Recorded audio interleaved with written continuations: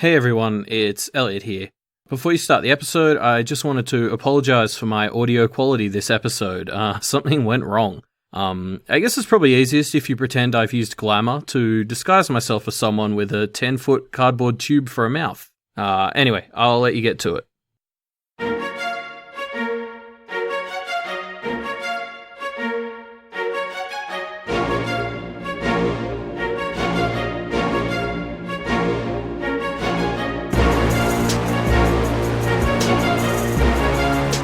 Hello and welcome to Deep in Pact, a proud member of the Doof Network where we dive deep into Wildbow's most spooky work 5 years on. Coming up next is Elliot Diebold. And that was Ruben Morehouse. And we are back to talk about Breach 3.3. So, yeah. Breach 3.2 left us on a great cliffhanger.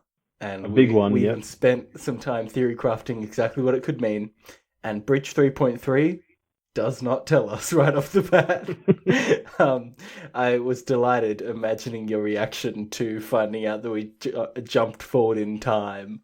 Yeah, I started this chapter and it was like, now there's a time skip. We've just had almost 6 chapters in a row that have gone word for word into the next chapter. Yeah. And now there's a time skip. It was just hilarious. Like, I was just laughing at my own pain. I think that sums up a Wildbow story pretty well sometimes. But I do think that the reason that this happens is because it's a serial format. I think if imagining the, 2 to 3 days between the end of the last chapter and the start of this chapter, if you jump right into the explanation, I think you're not yet back in the mindset, And so having a first section to kind of get us back in the zone before we actually get the reveal means that people are kind of back into the, oh, what's going on with this cliffhanger mindset? Oh, I'm in the story now, I'm invested, all right, hit me with it. Yeah, that's definitely true. Like, I haven't had to do it because of how closely we're studying this story, but as I sort of read Ward each week, I usually find myself having to go back and read the last 2 to 3 paragraphs of the previous chapter and then start the fresh chapter of Ward because I've sort of forgotten exactly where things left off sometimes. Yeah. And so, yeah, like I said, I haven't had to do that with this because I'm reading them 2 or 3 times in a row. Yeah. But I think you're right. I think for a normal reader, it's probably helpful. Yeah. So let's talk about what's actually going on now. So we've jumped forward in time to Blake heading to Laird's house. He's disguised as just some nondescript person. He heads over to Laird's and he sees that there is some kind of event happening. A bunch of Behaims and Duchamps, seemingly from out of town, like not ones that he even recognizes, are here for some kind of gathering. Yeah, and I think it was at this point that I messaged you and was like, is Blake wedding crashing? And it turns out the answer to that question is yes. Yeah, well, kind of. The structure of this whole chapter sort of reminds me of like your classic movie heist, where, you're sort of getting the shots of them doing the heist, and then we cut back to the the bit where they're planning it. Yeah, where they've got the blueprint rolled out on the table and they're pointing to it. Yeah, so it's a bit like that, except this is Blake, so the planning part of it is essentially him saying, you know what, I think I might go do it. Yeah. But just the way it sort of, it starts in this sort of tense, suspenseful thing where you're like, once you get over the fact that we're not getting the second half of that conversation quite yet, you're like, what the fuck is he doing? Like he's walked into the lion's den. Yeah. This is probably the most dangerous place. And so you just immediately sort of tense. And then we cut back a bit and find out a bit how he got here. And then we go back into the action. Yeah, I think the tension is one of the core themes of this chapter. Blake is manipulating his glamour throughout this entire chapter. And he kind of makes it expressly clear that at any moment, if any of the practitioners there, a large proportion of which are specializing in people and the connections between people, if any of them notice him or notice that something's off, his glamour will fail and he will be surrounded by a large number of enemy practitioners and just completely fucked. Yeah, if this doesn't go very well, then he's completely fucked. Exactly. And of course, as he sort of mentions a bit later in the chapter, he's also in a situation where all of these, dozens of practitioners that he's trying to avoid are better than him. Yep, definitely. It's definitely the whole time. It's at any second the shit could hit the fan, and that tension carries through pretty much the whole chapter. Something I also really like about this is part of the power of the glamour comes from his belief in it. So it's not just if anyone notices, it's if he starts to doubt himself too much in the face of this incredibly, doubt-inducing situation, he's also fucked. Yeah, no, it's a great sort of little mechanic where it's like it works really well if you think it's going to work really well. So you need to just have confidence in it and then it'll work. But that's like so much easier said than done. That's like, it's like if you've got anxiety and people are like, oh, well, just don't worry about it. And it's like, well, if I could, then I wouldn't. And it feels like the same sort of thing. You just go walk around and be like, well, of course it's going to work. And kind of delude yourself into thinking it's going to work. It's great. Yeah. So we leave Blake in the lion's den for a moment, and we jump back and get the resolution to the cliffhanger at the end of the last chapter. Yeah, and I mean, thank God. Like if this hadn't been in the whole chapter, I would have been very mad. Rose basically explains that she noticed that the lawyers didn't show up when Blake called for them. When Blake was off making toast or whatever he was doing at that point, Rose called out to the lawyers and then they showed up. And so she suspects she's the voice and the power and the history of the Thorburns, while Blake is the body and the ability to interact with the physical world. Yeah, I can't believe I blabbed on for like 8 minutes yesterday and totally managed to forget the whole Rose with the lawyers bit. Well, I actually don't think she called... We didn't see her, as far as I know, call out the names, unless I'm mistaken. No, but there was this whole sort of bit going on for the first half of the conversation where she wasn't really participating. She just looked shocked, and then she was sort of contemplative, I guess. And, right, true. And so, I mean, I think that was our clue towards this, essentially. And I can't believe that I totally forgot about it. As well as the fact that both Leonard and June overtly only really responded when she interacted with them. Yeah. That's one of those things that seems really obvious in hindsight, but again, I didn't quite put that together. So I'm still a little unconvinced that this is everything to do with it. No, this might be everything that Rose knows. I'm probably willing to accept that. I doubt that this is everything to the whole Blake and Rose dynamic. And one other thing, I just want to jump back a bit. We quickly skipped over just before we have the section break that cuts to back in time where we get this conversation. As Blake's entering what I think is Laird's house or some Bahame house. Yeah, Laird's house. Yeah, he has this sort of quote in his monologue to finish off the section, which is, "I didn't feel as panicked as I should. I told myself it was because I was going with the flow, adapting to circumstance. I didn't want to believe it was some deeper flaw, another deeper element at play." I mean, I think the obvious read is this is just Blake hating himself a little bit for how much he just tends to run into these situations without a plan. But it almost feels like, especially because the section ends on it, that maybe there's a bit more to it. And I'm wondering if Blake is worried that he's going a little bit suicidal in that he's just, this plan is like, it could be described as suicidal. And I don't think that would be an unfair categorization of this plan. And I wonder if that's something Blake is worried that subconsciously he's just throwing himself in because at least that way he dies fighting, I guess. Yeah, I think it's been very rammed home that Blake is going to die, right? Like, everyone knows. Well, no one's pretending that Blake's got long to live. Well, yeah, except for Blake. And I think with Blake's character, it makes sense that he kind of could lean into, okay, I'm going to die, but I'm going to take some of them down with me. I think that's what he's afraid of doing. I think that's what he's afraid of turning into. Yeah, exactly. I'll probably be keeping that line in mind as we go forward in the story. Yeah. Jumping back to Rose's explanation, we basically kind of Blake takes a bit of an existential crisis here. Yeah. He's worried that he's not who he's worried that he doesn't kind of feel like himself. He says, "Am I even me right now?" Which I love because presumably this is what Rose feels all the time. Yeah, I didn't even think. I guess I went full Blake. I didn't even think of that, but that's a great connection. Like this is a big moment for Blake, where he's like, "Wow, am I even me?" And as soon as you pointed that out, it's just like, well, yeah, that's been Rose's life like since the story started. Since her birth? Question mark. Her Yeah. ghost birth. Yeah.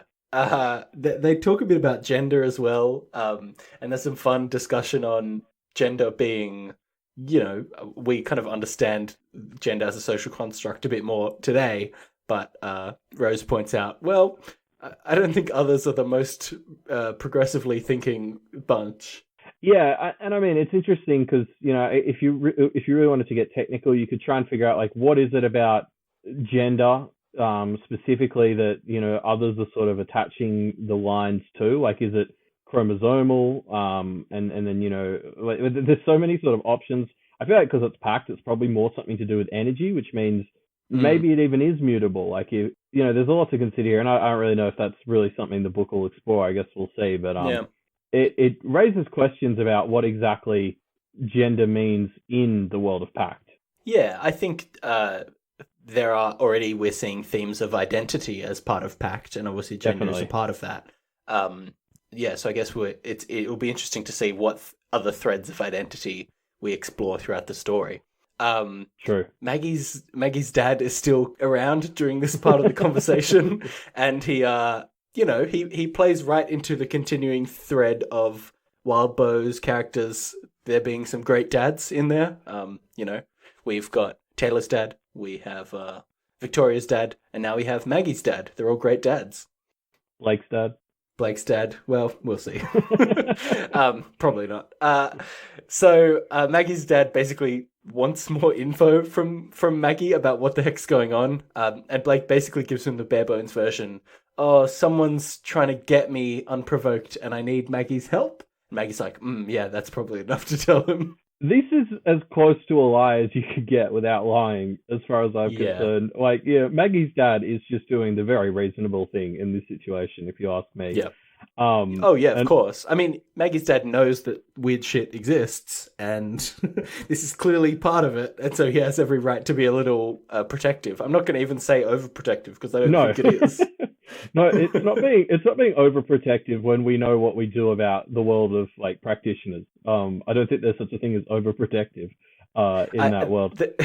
There's a great quote that I want to pull out here where Maggie's dad says, "I don't want her getting embroiled in fights. She told me that she'd do this for defensive purposes, to protect herself and protect me." And Maggie says, "I did agree to something like that." Which obviously means Maggie pulled some tricky wording and her dad didn't notice at the time. So that's well, fun. It's like even if she did agree to that, like word for word, you could argue that the best defense is a good offense. So yeah, for sure. And that basically Blake says that exact thing. He says, "Well, this could go bad and you guys could get hurt." Blake. Which is bullshit. Like, let's be honest. Like, I mean, obviously it could have spill-on effects, but those effects only exist because Maggie has made herself an ally to Blake, right? Yeah, exactly. And I mean, because, this sort of ends with Maggie giving him the goblins. And I thought it was interesting that she agreed to this so readily, because there's no situation where Blake actually uses these goblins that isn't bad that doesn't for Maggie. Come back to her. Yeah. I mean, potentially it could be attributed to Johannes, but I mean, she's Maggie already associated. Has been discovered as an associate. Yeah, totally. Anyway, Maggie obviously is trying to, play nice with Blake, who's, you get the sense that she actually kind of likes at this point and feels bad for what went down at the end of the last arc. No, I think that must have occurred to her that giving him the goblins would come back to her. So I do really think I kind of see this as her firmly planting herself in his side of things, and I don't think either of them very much made it clear to her dad what that entails for her. But I think I think by doing this, she's essentially planted her flag on Blake's side of the course. Yeah. So with a goblin added to his, slot of 6 Pokemon. Blake, we jump back to Blake at the party. And the first thing that happens when we jump back is someone calls out, "Hey, you," to Blake. And he kind of freaks out and turns around and finds out that just some random Duchamp dudes are trying to offer him drinks. And we get this very weird scene that is hilarious and tense and interesting and informative. And depressing. All at the same time. Yeah, yeah. Yeah, there's a lot going on in this conversation. Yeah. Like, we find out about the Duchamps and about what it's Yep. like to be a man in the family of the Duchamps, and I think when the guy summarizes it as there's one guy who says it's a trap, and I think that pretty much summarizes it.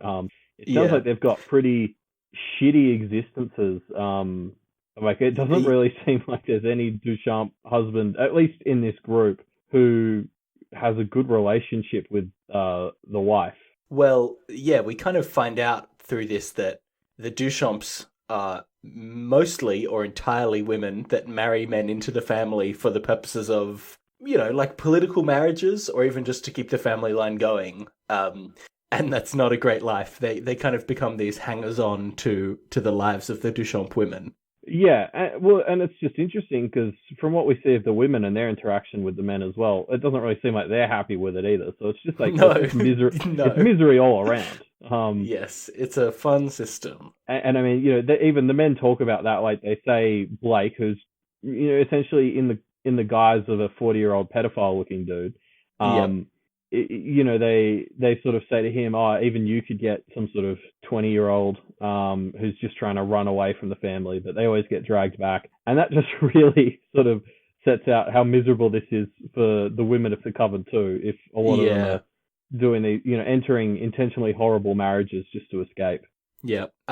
To Blake's defense, he plays this creepy uncle quite well. He leans into the character and seems to start imagining what it would be like to have a 20-year-old practitioner wife. It's unsettling and gross. He calls himself out on this later in the chapter as well, where he's just sort of like, I really need to reevaluate my process for picking my disguises because, like, it's like he's gone even worse than he did with Maggie in the previous chapter. Yeah. Honestly, in the previous chapter, he could have shown up to Maggie's school dressed as like a school kid, but he chose some middle-aged creeper. Yeah, the creepiness or faux creepiness, I don't know.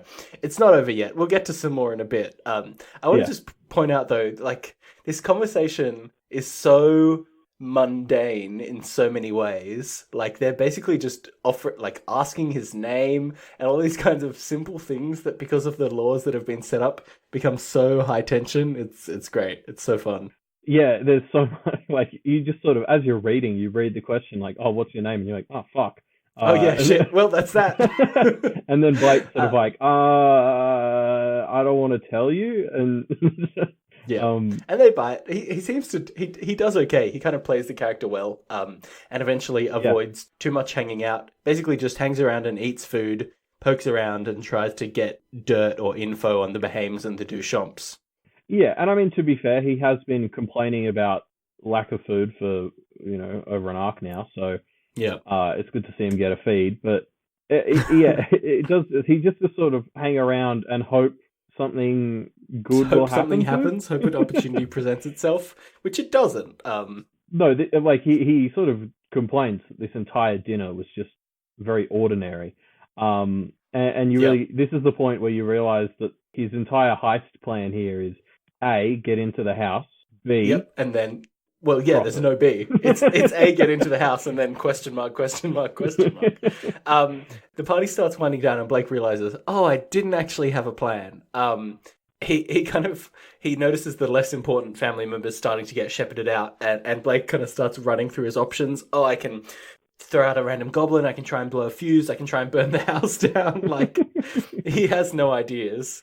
But he kind of sees an opportunity when one of the younger, a young boy, like a 6-year-old boy, kind of has to run off to go to the bathroom, and Blake takes the opportunity to, again, be a creepy uncle. Yeah, I mean, he doesn't do anything creepy, but, like, even he, as he's sort of doing it, is like, man, if somebody sees this, like, it's totally going to send the wrong signals.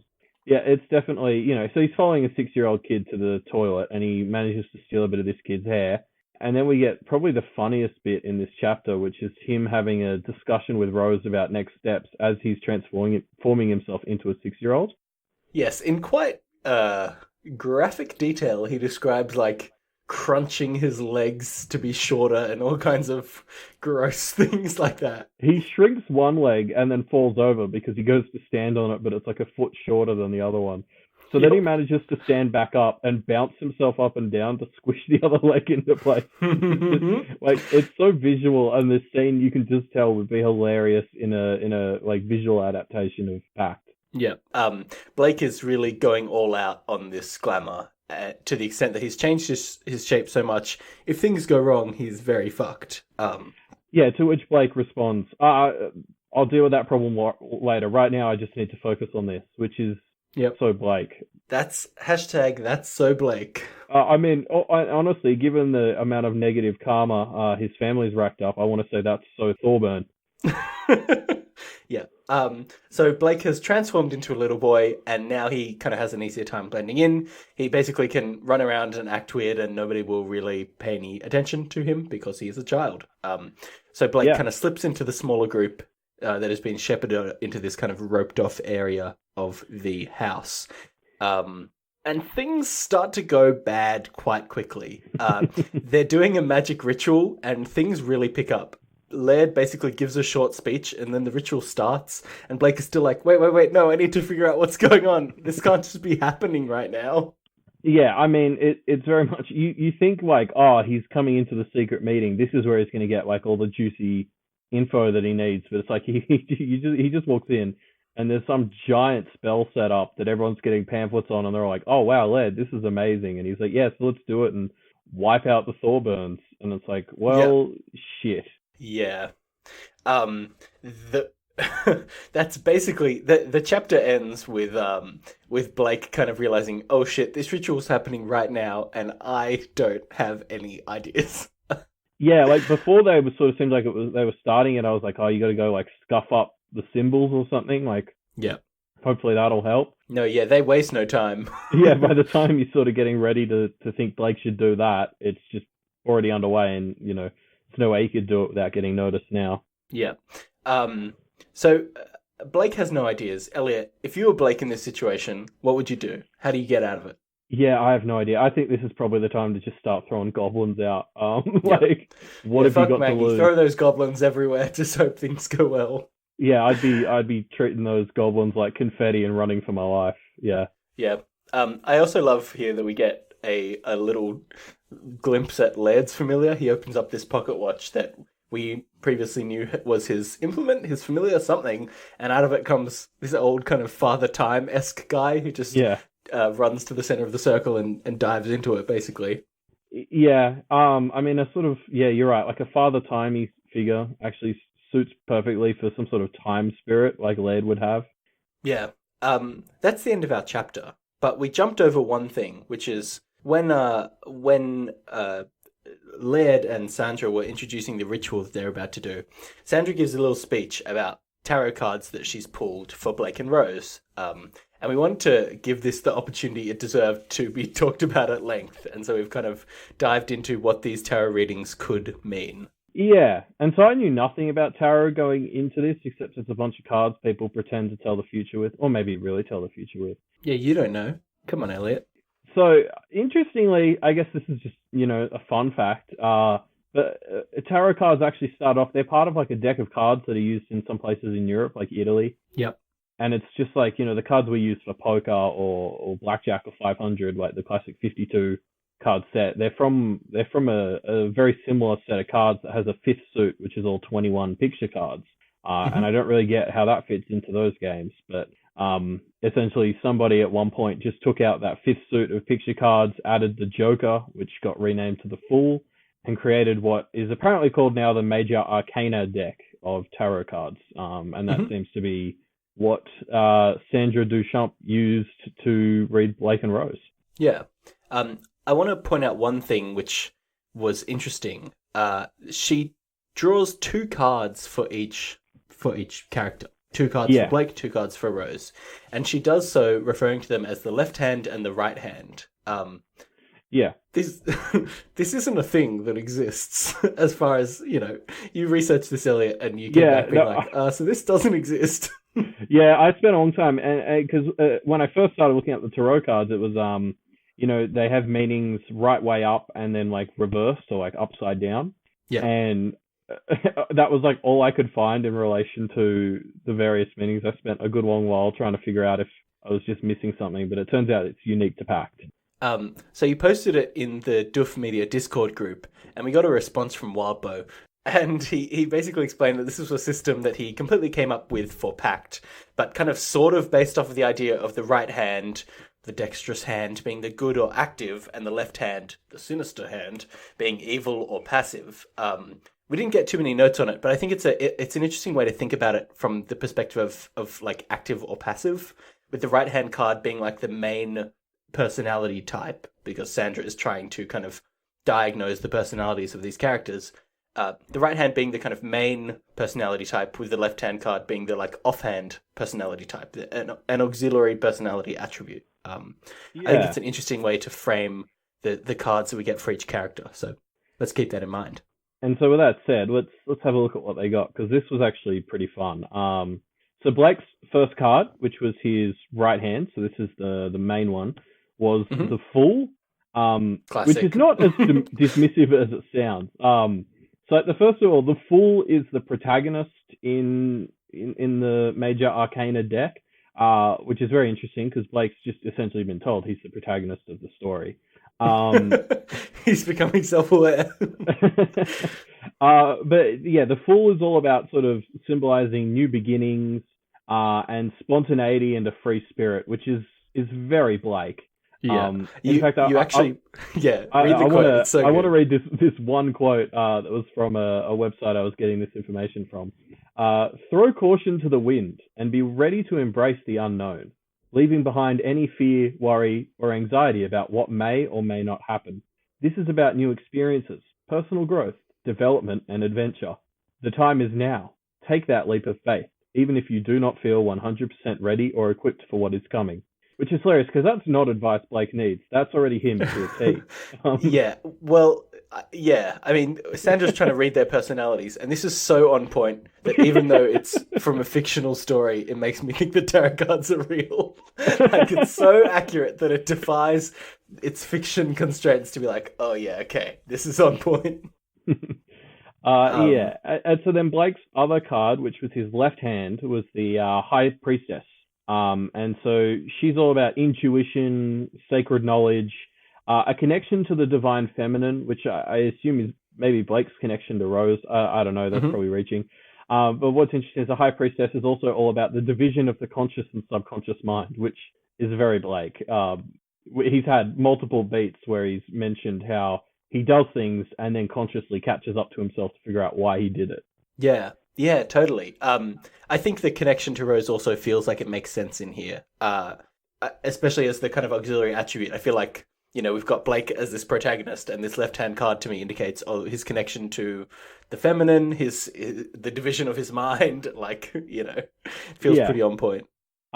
And so then Rose's first card, her right-hand one, was the Hanged Man, which, as Blake points out, is a little ominous. So the Hanged Man symbolizes sort of like surrender and like letting go. Like, the Hanged Man's about to die, so it's all about putting your life on hold and becoming a martyr or a sacrifice to the greater good, which, I mean, given what we know about Rose so far, is kind of on point and pretty depressing.